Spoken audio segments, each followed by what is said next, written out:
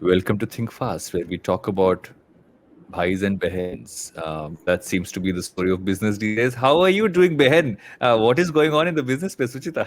Oh my God, dude, to be fair, I've been using the word behin for a while. It's such a fun word to use, He but stole it from you. obviously, You inspired them. of course, inspiration for Sohail Sameer since 1990. No, but dude, that unnecessary like What fight, was that? what the hell was it? What so I mean, like, what is, you know, Karthik Srinivasan, right, who came on the pod a while back, he put it out. He yeah, said, this is like a case study in corporate bad communications corporate gone communications. wrong, or a lack of it, right? Like, great post, guys, check that out on LinkedIn. He literally went deep into seeing every single thing that was wrong about that. Like, and also the additional articles is basically then now it's spun off, right? You're claiming your founder who's left has taken money off.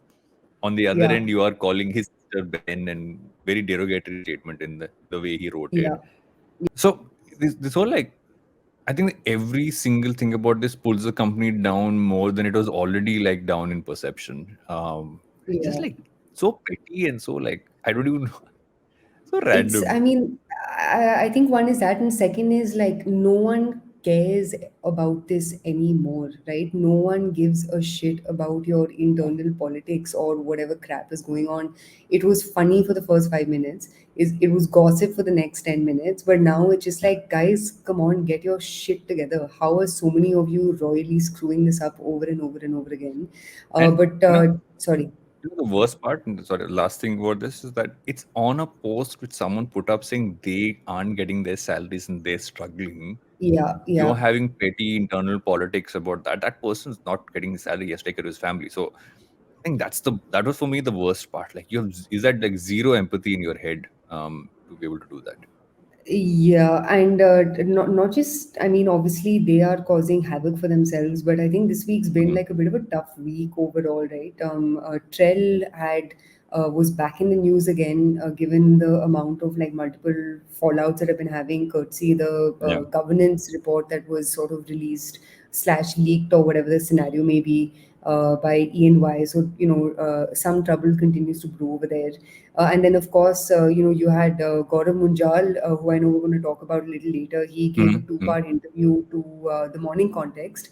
Yeah. But obviously, we were chatting about this earlier. But the next story that really broke was, An Academy is laying off about 1,000 odd people across What? their efforts. So tough week, tough year. Mm. Definitely tough. Next 6 months are going to be tough for all, man. Yeah, and not just for people who want to raise, but people who are already in business. Everyone's talking profits, everyone's talking cost cutting. So it's definitely in that space that that curve is kind of going towards it. Um, Yeah. Even like people are selling shares. I mean, I was looking at one of these news saying Z's biggest shareholder is selling 7.8% equity, right? Yeah, So yeah, it's yeah. across the board. Everyone's trying Sezzle to India shut conserve. down. I don't know if you saw this, but which is it's actually a big deal because there is significantly large-ish BNPL buy now Mm, pay later player internationally, and even they okay. seem to have shut down their India operations. And the signal that this sends to other BNPL players in India, whether it's Lazy Pay or Zest Money and the likes, is a whole other thing. But enough about depressing news. Let's Yes. wow our users with some happy, positive news. And the only happy, positive Yes. news that we have for you, dear listeners, is that Sabyasachi and Starbucks are launching a collaboration that no one asked for and no one needs, but they're launching it in any case. Did you see the cups? What did you think? um, Yeah, I mean, the thing is this, right? You do collabs as a designer once, twice. At some point, the excitement dies down if you do too many of them too consistently. I Yeah, mean, for me, it was excitement the first time we did something. Now am I really like, oh wow, what's he going to do? I'm like, okay, whatever, he's doing this again. I yeah, feel yeah. It's there's no kind of like him surprise in in this. Bollywood weddings. You know what I mean? It's like Yeah, every yeah, single Bollywood auntie yeah, will like walk out wearing a Sabyasachi lehenga with her like, mang parted in like two yeah, ways and those like gaudy, loud, kundan, whatever the hell it's called, thingamajig. But yeah. he's, yeah, You know you're right. why? He's Why very also? predictable. But on the other side, you look at someone like a Masaba, because her innate style, or rather the way her fashion is, You Hmm. still look forward to saying, okay, she's going to try something really funky with it. With Sabyasachi, Yeah. it's going to be that standard mode, like you just said.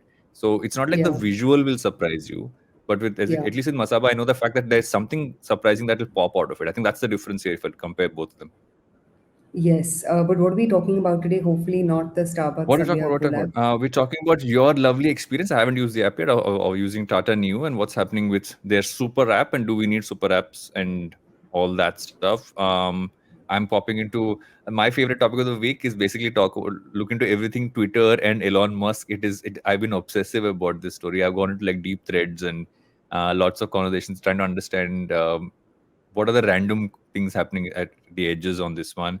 And you're then getting into Asian paints, and there's a bunch of stuff happening there with Asian paints in recent times and even now.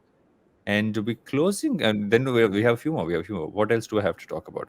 We I have am Daily talking Hunt. We're going to be about talking about yes. Daily Hunt and the progress that they've made. They seem to be one of the last players standing. And you're ending our session today with.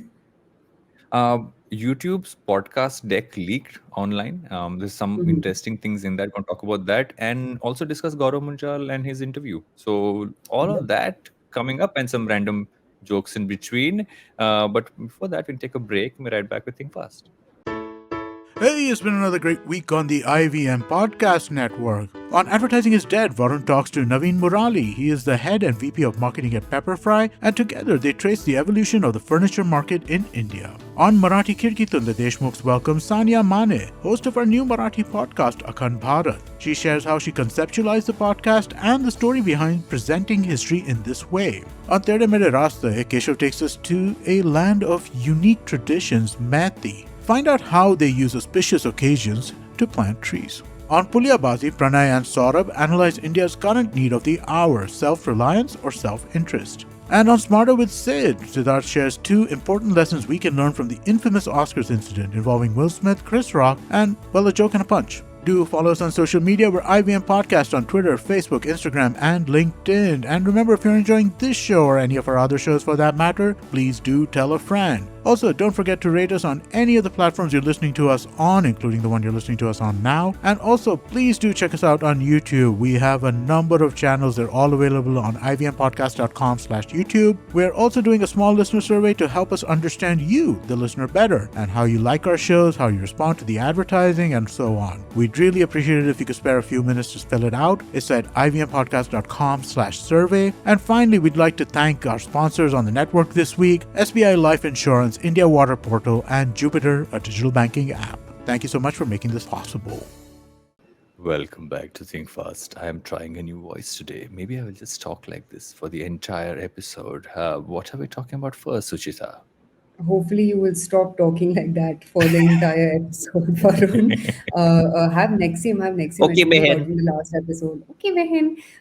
Okay, guys. So, focus. Tata is back in the Focus, focus. news, and for those of you who've been living under a rock or definitely aren't on Twitter, they launched a super app called New. It was officially apparently unveiled in November of 2021, which and then is essentially they only gave access to the 8 lakh employees that the Tata Group currently has. And Hmm. essentially, if you open New, they've basically got all of Tata's verticals under an umbrella, right? So you've got Big Basket, Chroma, 1MG, AirAsia, Taj Hotels, Tata Click, plus, plus, plus. And this really is the kind of, hero project, so to speak, of Chandrasekharan, who's obviously at the helm of all things Tata right now. So Tata Digital and the focus over there seems to be massive, for him as well as the company at large. I had a chance to check out the app. I was kind of underwhelmed. But before Hmm. we get into talking about Tata News specifically, Varun, what is your TLDR on all things super apps, and are they really all that super? Um, I don't know if consumers really want a super app because the problem is Hmm. that once you have a super app, you have layers, right? You're not going and getting straight to what you want. You are going through one layer, then figuring out what you want, go deeper is what I feel like. I mean, pure consumer lens here. Just look at how everyone's kind of been building and succeeding of late. Does it make sense to just have multiple apps which people can tap into, or does it make sense to have super app? I don't know if a super app makes sense. I know that it really work.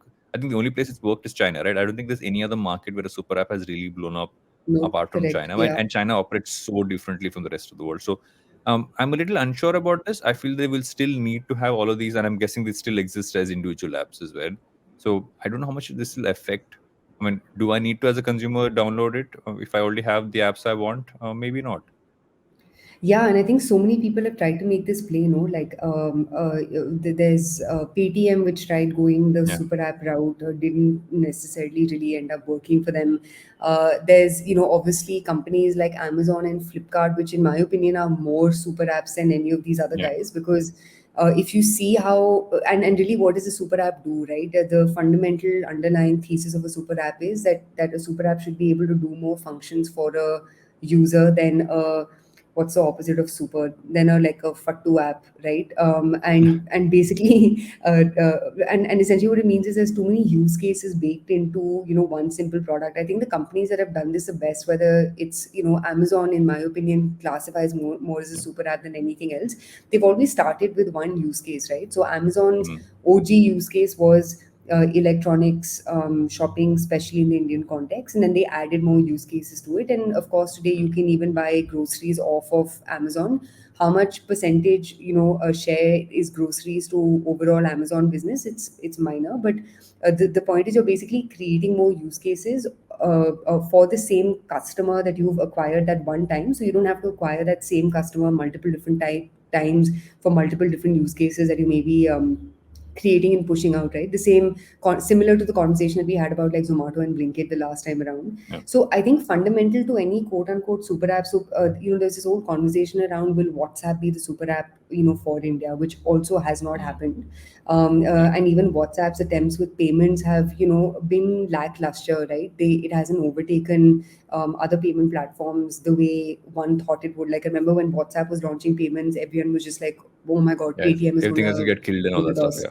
Exactly. So I think if you look at least the Indian context, one, we are too many people for a single app to solve all use cases. Tata's Mm, USP obviously seems to be that their positioning net has always been premium, right? Especially for the products that are on their, quote unquote super app. So everything from a Tata Click, which whose positioning on an e-com POV is premium, or if you look at Starbucks, Vistara, AirAsia, they're generally premium.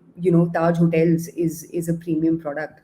So I think it seems like they've kind of got this like premium positioning, and they have a bit of a head start there. One could argue that they're kind of like putting themselves in the same bucket as cred. But mm. I don't know. I'm very like conflicted about this one. So, so what you just said, right? What's their gateway drug? So every app Hmm. needs a gateway drug. Why do you go to credit card? Then you get all the other stuff there. I know people who spend more time buying stuff on the credit app than they do paying the credit card bills, but they go there. Amazon is really going there to buy stuff. You might just use their payment gateway. You might watch something on Amazon Mini TV, but you're going in for the purchase. What is their gateway drug here? Because you're putting everything there, right? What are you Yeah. going there for primarily? And then the other things are additional, but I think with that also you can't be primarily you can't be even in that. I think they're trying to be even is from what I'm getting is like they're trying to say come here and you get all the options. This is our mall in that sense. But Hmm. I think they need that one primary storefront and then all the Yeah. others are like additional. Yeah, one is that, and the second is like even if you look at the interface or the experience, their Mm, whole sort of focus seems to be this thing called the new coins, which is basically like a currency that they have on their app. I mean, we have it So on the cred. LBB app. Cred has it on their app. Like it's a very like Yeah. normal thing to have. You open Nika, you open Purple. All of these companies actually have some version of like an app currency. So the Mm, the single biggest USP, at least right now, seems to be that you're going to get deals and discounts on these like very premium products. But what it really unravels itself into, I don't know, man. I don't know. I think at some level they're just taking a gamble on Tata being a signaler of like being a mm, signal of trust, and yeah. and because Tata is equal to trust, therefore use the app. I don't know. I'm a little Yeah. confused about this one. Yeah, I'm confused as well. I think I think time will tell, but as I think it'll be either a costly experiment or Yeah. it'll just be one of those things that we'll all be like, okay, we didn't get it, but now that we see that it's worked, we get it. I guess that's what it'll be. Speaking of, we don't get it. mm, I've been digging into all things Elon and Twitter over the last week. It's been a crazy week for Twitter. Dude.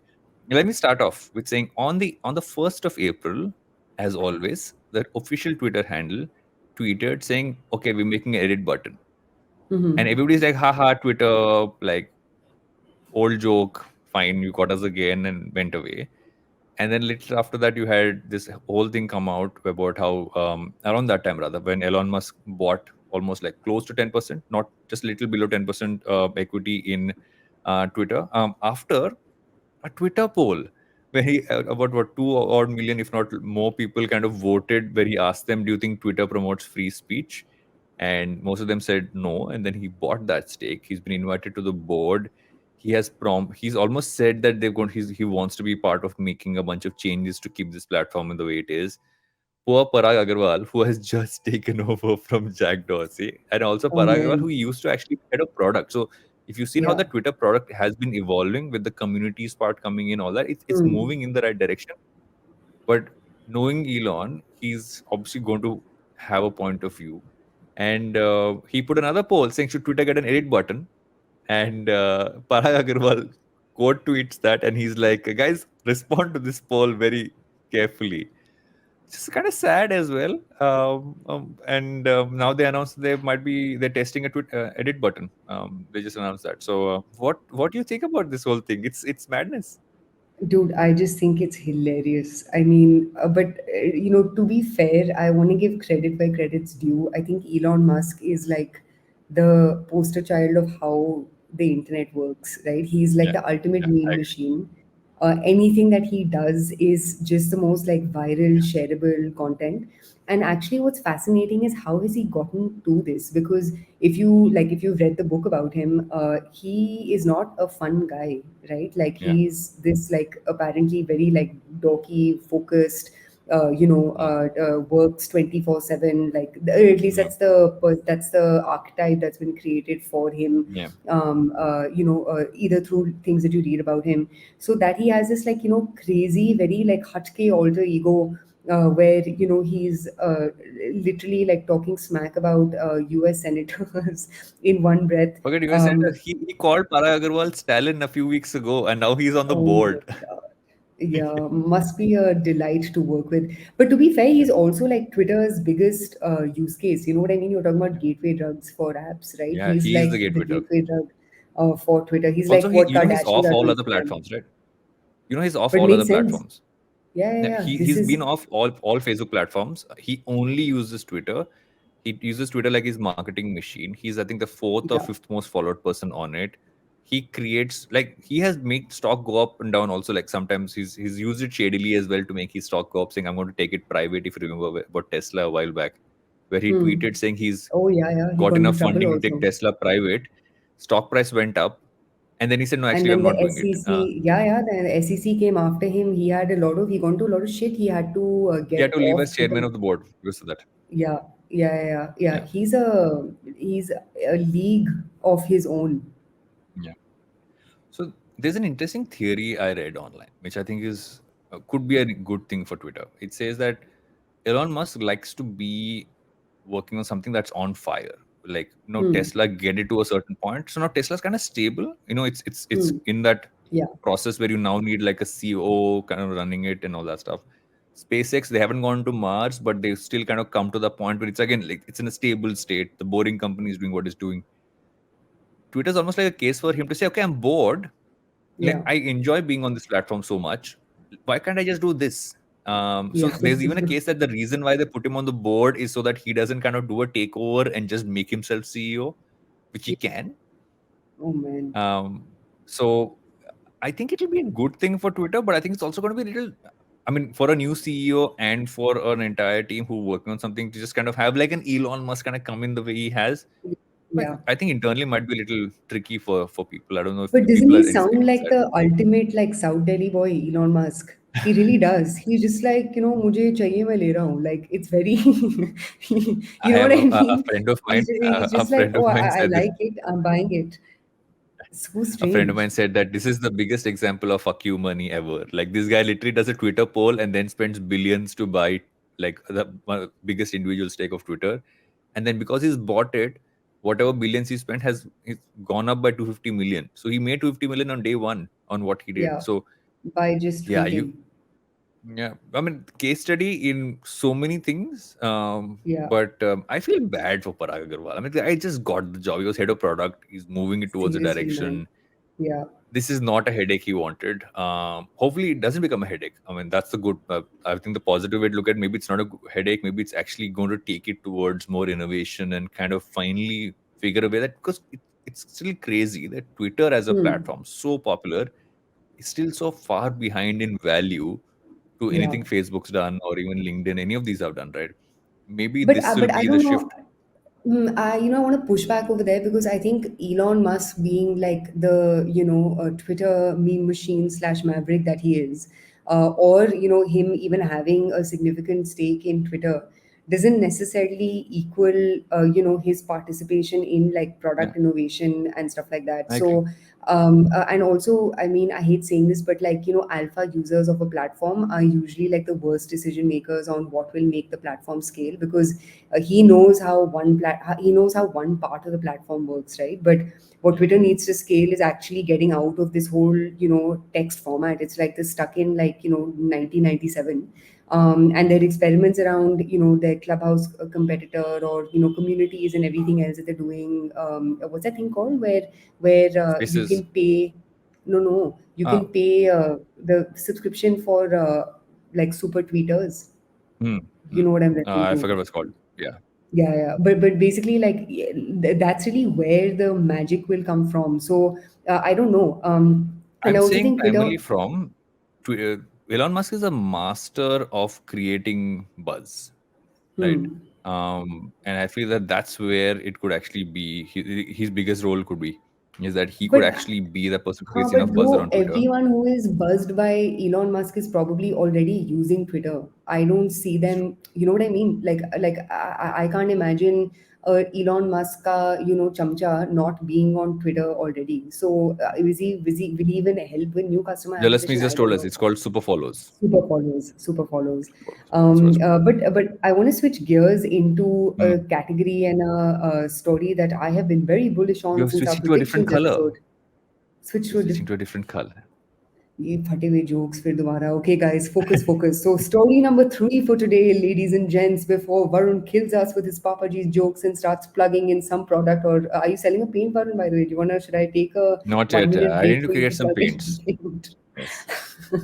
But in any case, guys, so as I think we've spoken about this a couple of times over the past 3-4 months, but I am very bullish on home and kitchen being one of the big categories of the next 3 to 4 years.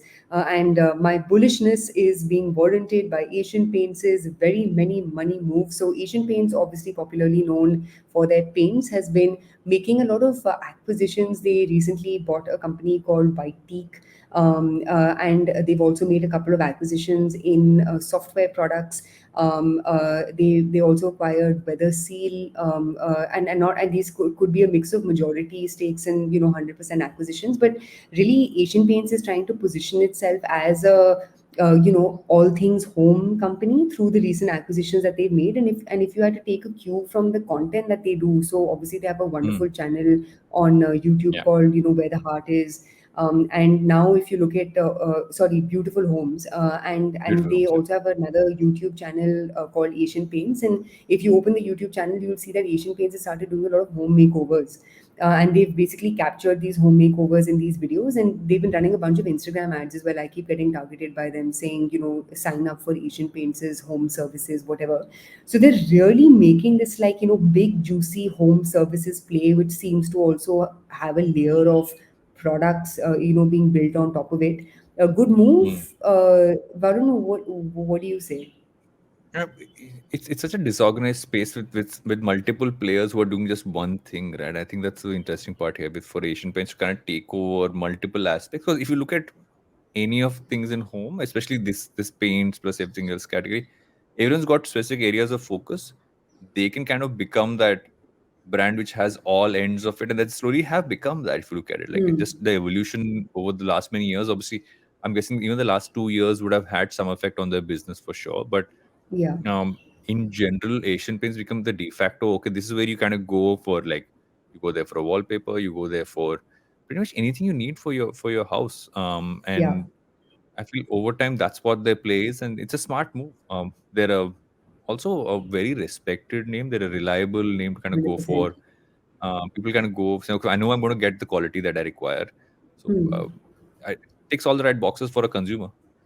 Yeah. So, just to give you some data points, ladies and gents, the Indian interior design market, driven by the fast-growing real estate market, was worth 23 billion in 2020, and the expectation was that they'd add another 15 billion more over the next 7 years. So, it's definitely a growing market, and to the point, Varun, that you just made, it's a highly unorganized market because interior designers are kind of like your home bakers, right? They're known Yeah, locally, but aggregation of them becomes very tough. I don't know if you remember, but Urban Clap, back when it was called Urban Clap and back in the day, one of the services that they offered was also interior designers. So you could book yeah, interior designers through there, and obviously they killed that because they saw the category that took off for them.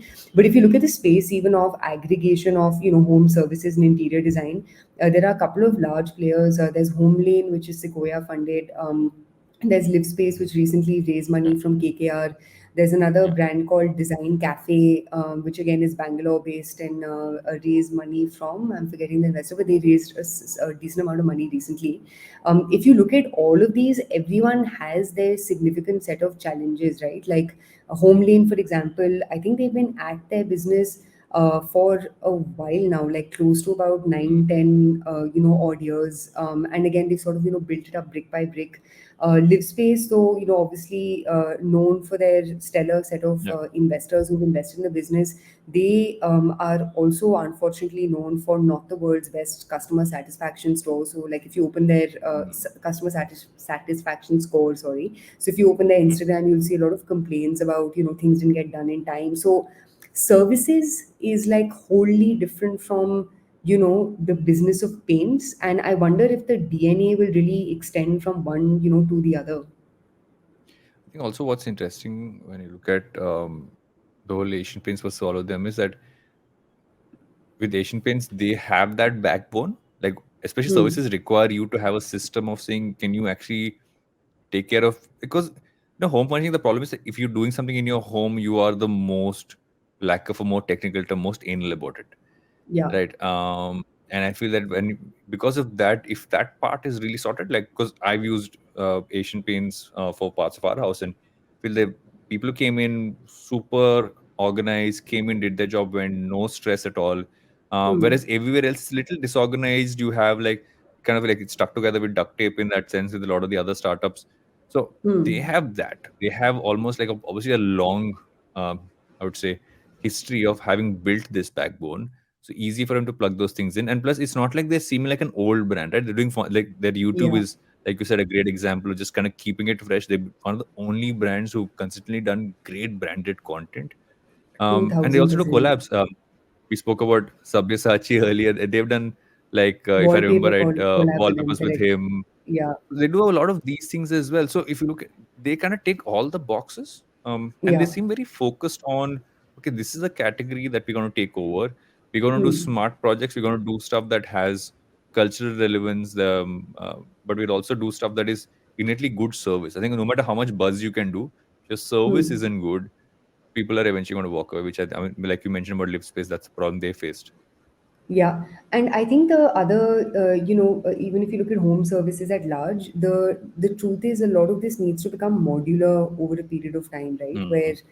Where that sort of pitch of differentiated home, or the positioning of your home will be different from someone else's. That kind of needs to ebb away, because the only way you really scale this up is through modular-ish kind of formats. But I think keeping this aside, one shout out that I definitely want to give to Asian Paints is I don't think I've seen a company play the long game this well, right? Yeah, If you look at their agreed. investments in Start India, which is that street art movement that's taken over the country, and they've done such a phenomenal job. Or we've discussed their YouTube a bunch of times. I Yeah, think they've done a really kick-ass job in playing the long game, and interesting space to watch out for, net. yeah. And a while back, I had um, Navin Murli from Pepperfry on on Advertising is Dead, and he was talking about how Yeah. also it's a great time. Like you've been saying this for a while now. And but he actually had an interesting term. He calls it reverse of reverse migration, where he says that what Hmm. happened when because people went back to people had done their houses up in a basic way, many people. Then they went back to their hometown, so they did a little bit there, or they went to other spaces. Now they're coming back here. Now I know that's different from what Asian Paints does, but I think it also means that as people come back into cities or go back to their homes, and homes become such a core part of it, the investment levels are just going up. You are making Yeah. sure a house is certain way, and even if you're moving, you want to make sure the quality of your space is the same. So it's a great time to be a player like Asian Paints. Yes, sir. Okay, what are we talking about next? Should we talk about for a break? I think we take a break. Before Jalasmi tells us, yes, Jalasmi has told us to take a break. See, we have done it before you told us. Okay, so we'll take a break. We'll right back with Think Fast. Welcome back to Think Fast. What are we talking about now? What are we talking about now? We're talking about okay. So while I was away a few weeks ago on my Botox trip, um, you and Amit He acknowledged it, spoke ladies and about gents. He acknowledged it. That face yes. is full Is my Botox. face looking amazing? All Yeah. that And your lipo as well. You forgot about your lipo. yes. Yes. But weird part, if I get lipo, then what's going to be left? If I get lipo, then there'll be no there'll only be Varun. Dugiral will be gone. But Another dad joke, but nevertheless, continue, continue. yes. So um, you guys spoke about how YouTube's kind of getting into the podcasting game and dug into that whole space. But the podcast deck for you from YouTube, a few slides of that leaked and went all across the interweb. And what's interesting when you look at that is it gives a few key things in terms of where YouTube might come in and kind of disrupt the whole Hmm. space. Because still now, if you look at it, Spotify's kind of been the one kind of pushing the industry in a direction, right? Forerunner. Apple's Yeah. been around for a long time, but Apple's honestly been the slowest to get off their their ass to get Hmm. stuff in order. And they're a solid platform, but now they're finally doing stuff with subscription and all that stuff. But Spotify's kind of been driving things in a certain direction. But the interesting part is what YouTube is saying is like the problem is that a lot of YouTubers have had podcasts on YouTube. But if they don't do video properly, they just put audio versions, which never gets traction because Hmm. visuals are what get you traction on YouTube. On the other end, even if they are putting visuals over there, they never see as much traction as, let's say, a regular YouTuber video and stuff like that, unless you've gone to the production values of, let's say, a Joe Rogan or any of the others. But what YouTube's trying to do is that they want to improve the podcast ingestion. So basically, they want to pull your podcast from your RSS feed and put it Hmm. onto YouTube, which was never done. You had to kind of you had to take an audio clip, try to put some video on top of it, export it, put it on. Here you can literally pull it off that and put it onto YouTube directly, which solves Interesting. distribution. You're not worried about Yeah. that. Plus, they got to plug in their ad platform, which is going to be the Hmm. game changer because the biggest question all new YouTubers have is that how do I monetize and how do I get an ad in? And while that still is tricky to get, like either you're part of a platform like we are or other a network like we are, but even then, it's not something everybody has access to. But on YouTube, Hmm. anybody can make a YouTube podcast and immediately plug into their system. And Spotify, even though they have their own platform, which they acquired a while back, hasn't moved as quickly as expected. So YouTube just might become the number one podcast platform. What do you think? I think it sounds highly unlikely. Number Hmm? one, and I think the reason for that is if you look at what Spotify's strategy has been, and no one's saying that it's worked out extremely well, but it always starts with original content, right? And you see this with Hmm. anyone who's now trying to get into media and disrupt new spaces, whether it's your OTT platforms or what was that other short form video app which died a very tragic death after raising $1 billion. Jeff, you know, they used to make 10-minute videos. It was launched during the Fine. pandemic, sadly. I have no. Oh, Oh, whoa, you're this talking about is Quibi. Quibi. yes, Yes, Quibi. Quibi. Yeah. Yes. So sorry. So getting back to that, yeah. So basically, like if you see, even if you see what Jeff Katzenberg and Meg Whitman tried to do with Mm, Quibi, though it didn't end up going anywhere, their approach, logically speaking, was correct, right? Which is create a lot of original content, use that original content to pull, creators, investors, eyeballs, blah blah bullshit to mm, your product. So now I think obviously the thing that YouTube has, which no one else does, is distribution. But I yeah. think the real like question to answer over here is, distribution and all is cool, but let's be honest, most of media applies on Pareto, which means, your top 10-20% of creators will drive like 80% of the results that you really need them to. The long tail Hmm. kind of gets lost, and very few platforms have been able to create even a decent like middle class of creators on their platform, right? We've spoken to Shifali about this in an older episode as well. Apart from So, YouTube, though. hmm. Apart from sure, yeah, apart from YouTube, but remember YouTube monetization apart from first world countries like the US and I'm assuming Hmm. some parts of Europe, most of it is still driven by branded content. It's not really driven by programmatic ads. So the ads still make money, but Hmm. I feel it will be two things, right? I think what you're saying about how much money will they make is different, but right now people don't make any money. So it'll Hmm. suddenly Hmm. be Hmm. okay, I can actually make money out of this, and it'll help discovery. The second biggest problem all podcasters have is how do I get my podcast discovered? Um, I was talking to someone the other day who said that YouTube is basically the world's second largest search engine, owned by the first largest search engine. Yeah, yeah. And if you want to do discovery, like for instance, any podcast, if it's just on YouTube, why do you do that? Because you know you're going to get more search. Like people will find it Hmm. because they're looking for something. So if you actually go into the data, you start tagging it right, you look at reindexing it, doing all of that stuff.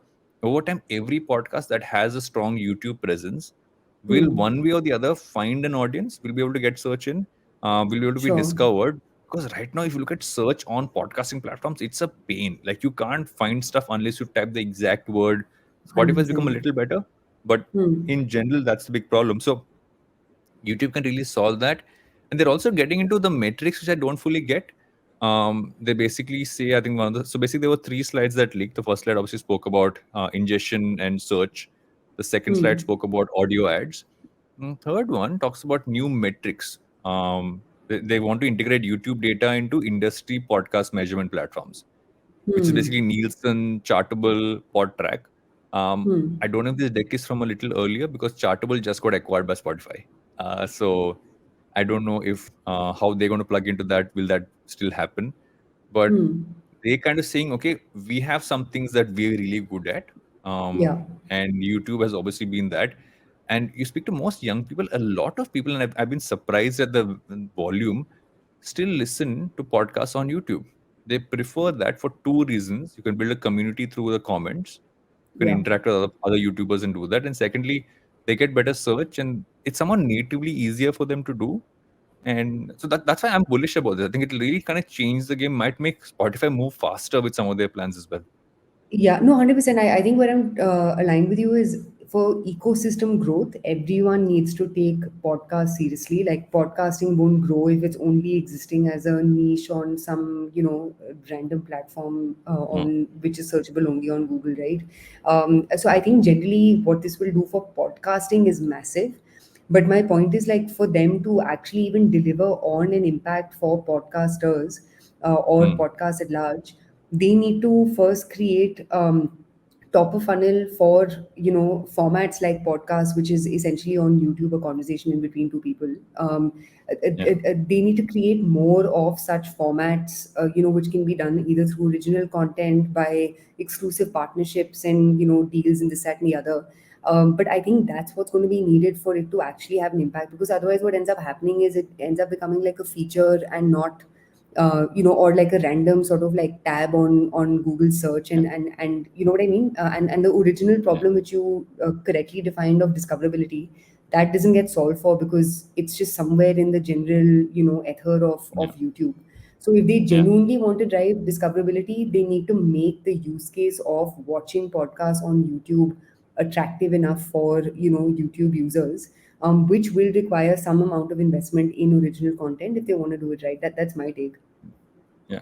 No, Yeah. I think it's all in all, I think a good kind of movement. It'll get all the other platforms jumping up and down to kind of do more. And I think the Hopefully, you and podcaster I will make hopefully find more money. options. One money, 1 rupee, two Yes, more rupee. money. Yes. Yes, anything at this point will do. But speaking of Speaking someone of who's money, making, yes, copying my intro line. Look at you, Varun. Look yes. at you. Great Yeah. mind, great Go for minds. it. Go for it. Go for it. Go for it. Okay, so basically, the one story that I really wanted to talk about is this like Daily Hunt story. Mm. Obviously, these guys have been around for a while. They're one of the OG vernacular content apps. I remember when they had sort of like raised their first couple of big rounds in 2014, 2015. It was them, and there was in shorts. They interestingly enough haven't just stood the test of time. They apparently have like been thriving as well, based on at least the numbers that I read. So just a couple of quick numbers for you, dear listeners.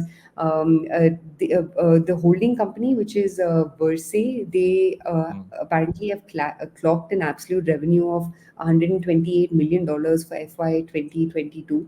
They recently raised a massive round of $805 million, which has caused a significant jump in their valuation to about 5 billion. They've also got a couple of other products. So, for example, Daily Hunt launched Josh, which was their like TikTok competitor, and that of course has generated a significant amount of eyeballs for them. Yeah. But I think the story really over here is, who would have thunk back in the day when Daily Hunt started, when they were making this very contrarian bet of vernacular language content, who would have even thought they'd be around today, and look at where they are? I think it also shows that they used a core um, way of working and smartly grew. They didn't. I don't think at any point you heard Daily Hunt doing anything which seemed too like hyper growth focused and just kind of letting go of basic business metrics. I mean, at least never heard of any of those stories. So maybe that Yeah. I'm guessing that didn't happen. But more than else, anything else, it feels very planned.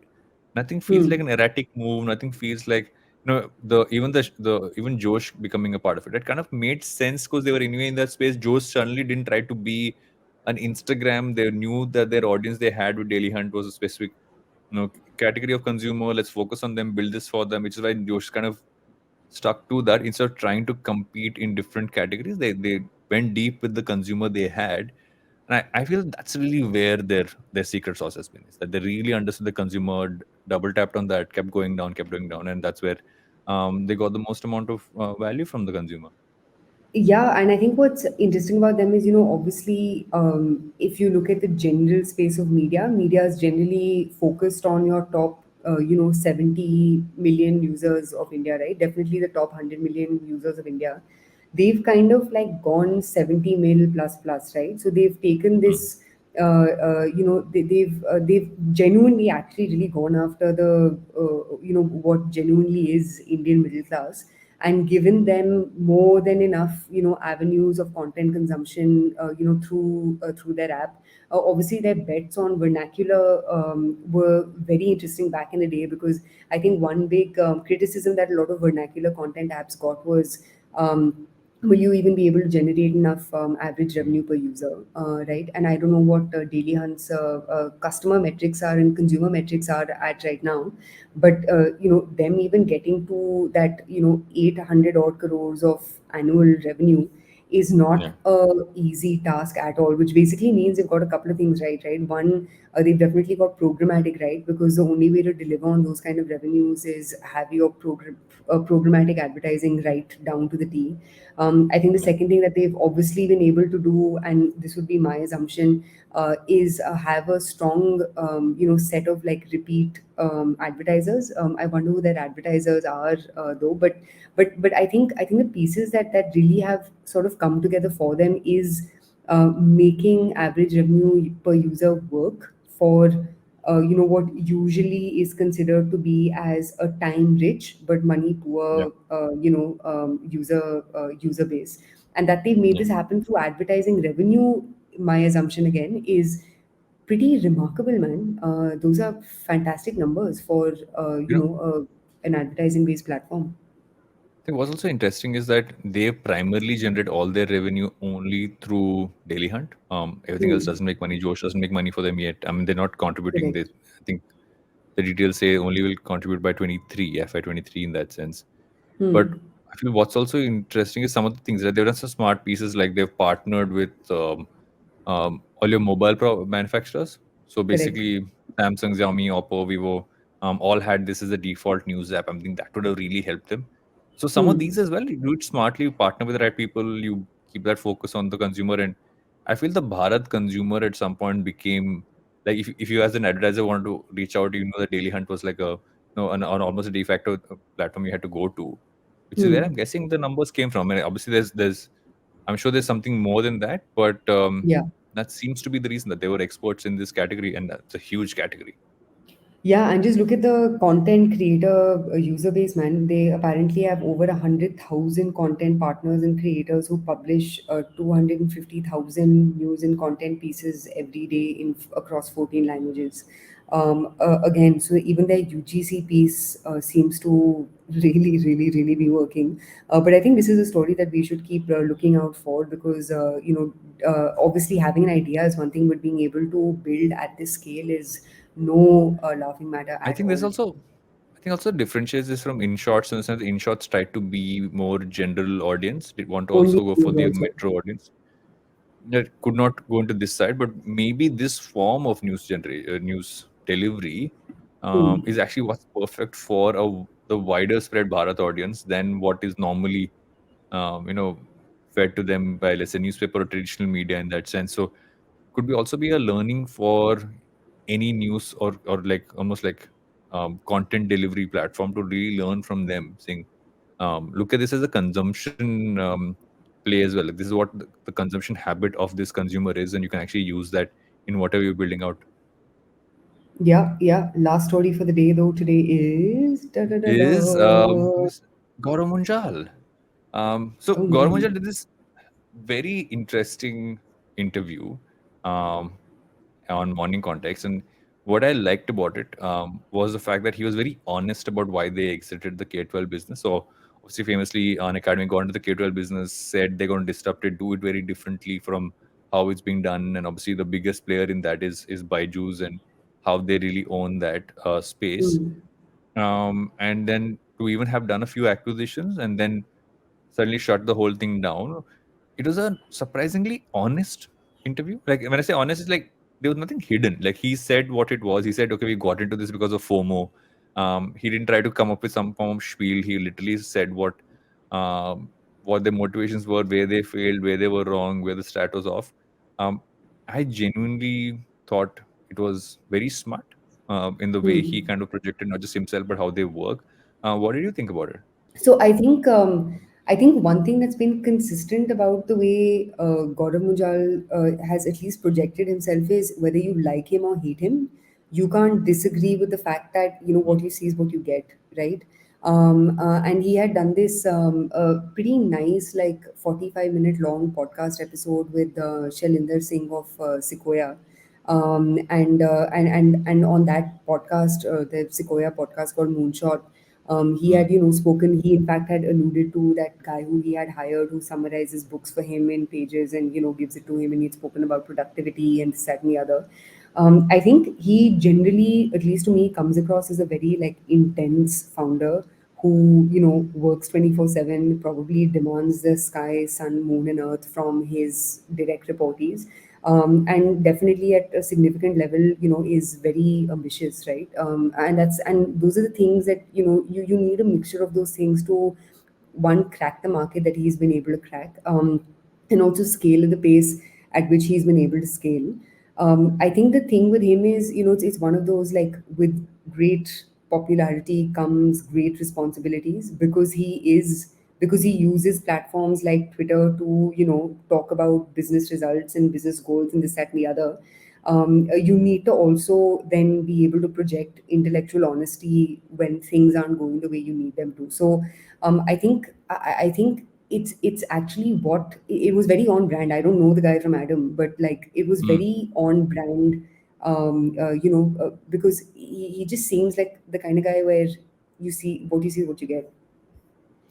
Yeah, and also I think that if you look at this entire segment, obviously EdTech has been in this whole like Byju's is the biggest giant there, and Academy has obviously scaled a lot in the last few years. I mean, considering the fact that this started off as a YouTube channel, the Hmm. origins of Unacademy were there were a YouTube channel where he wanted to Yeah. give free content for people to get this, and from a YouTube channel to this is like obviously a fabulous story. But Hmm. what I think it also kind of shows is that you understand how companies work when interviews like this happen. Like, he spoke about the fact that they don't expect everything they do to succeed.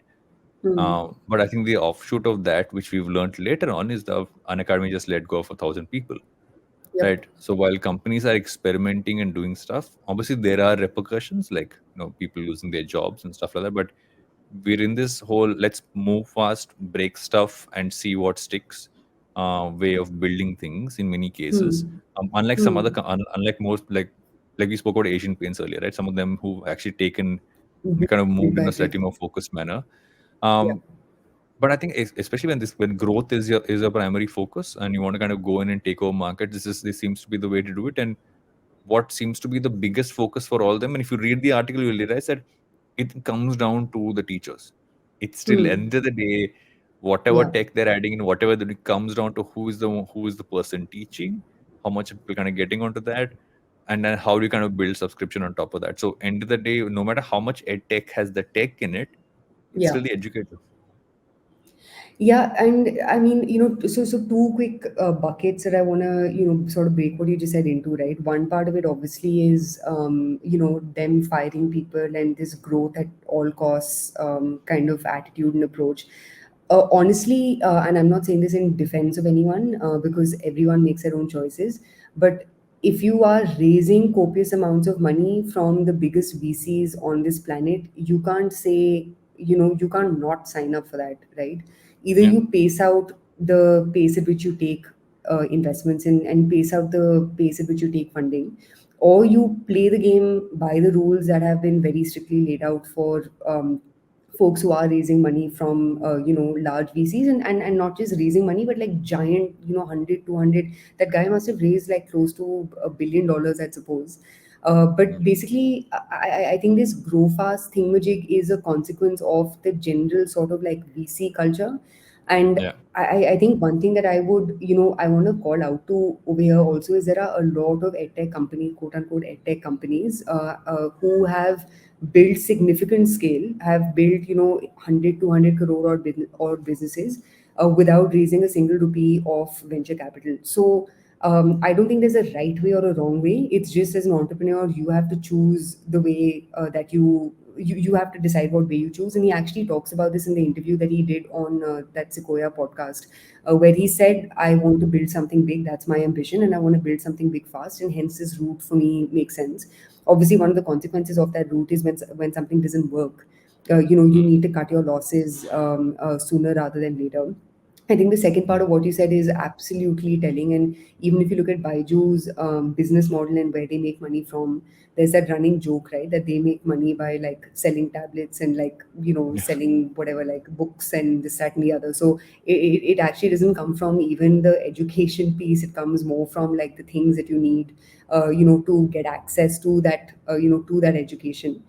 So I think edtech is like extremely, I don't know, it's a very like convoluted, complicated space, but it's not just edtech, man. If you look at anything in India, it comes down Mm. to one word, which is operations. Everything at its core is an operations business. Yeah. Technology is largely an enabler, and honestly, in a lot of cases, a way to raise a significant amount of money at like ridiculous multiples. But most things in India are ops businesses. They are large. They are rarely ever, pure play tech businesses. Yeah, and if you look at the people who were let go, and that's I mean I'm referring to an Economic Times article on it. Of the 1,000 people, but 300 were educators, right? Hmm. Uh, the rest of them were all in sales and business development. Yeah. So it also kind of shows, right, is that okay, maybe in hypergrowth, what you also do is you end up beefing up areas of just growing. So Hmm. just that percentage split also kind of shows that that's what ends up happening, especially when you have to kind of pull back. You pull back on some of your largest functions. They have 6,000 people and 1,000 people have been let go of. So, but end of the day, as taking the human aspect of it aside, the fact that people have lost jobs, I agree with you. Like if you are growing at that pace, if that's what you've signed up for, someone who has joined that company, you should know that this Yeah. is something that can happen. Um, Yep. and but you also like the other side is that if it really grows quickly, you can scale really quickly as an individual as well. So there are multiple Hmm. sides to this, but I think all in all, it was a refreshing interview from a founder after, for me at least, after a while, considering all the Yeah. shit that's been going on with a lot of founders uh, calling others behen. or whatever else or worse things. This seems to at least be someone who actually is speaking what the truth is, but not being a douche about it. Yeah, I concur. I agree. Speaking of douches, we would be douches if we didn't give you guys a break. So we'll do that. We'll head back to Think Fast. Welcome back to Think Sorry. Fast, and while in the background, Suchita's trying to figure out what is she going to recommend. What are you recommending? I have a recommendation. I have a recommendation. I weirdly enough have a newsletter recommendation. You have a newsletter recommendation. Yeah, What am I there's this recommending newsletter today? called Thousand Faces Club. Hmm. They basically it's a creator economy community. They send emails out. They have interesting community. They have like basically a lot of stuff between masterclasses and analysis to looking at creator journeys. Hmm. So it's very interesting. Like I just subscribed, got a few things in here from them. Seem to be interesting. Like I haven't seen a creator economy focused newsletter slash publication kind of come up in India yet, and they seem to be one of the first ones. So interested, Thousand Faces Club. You should check it out.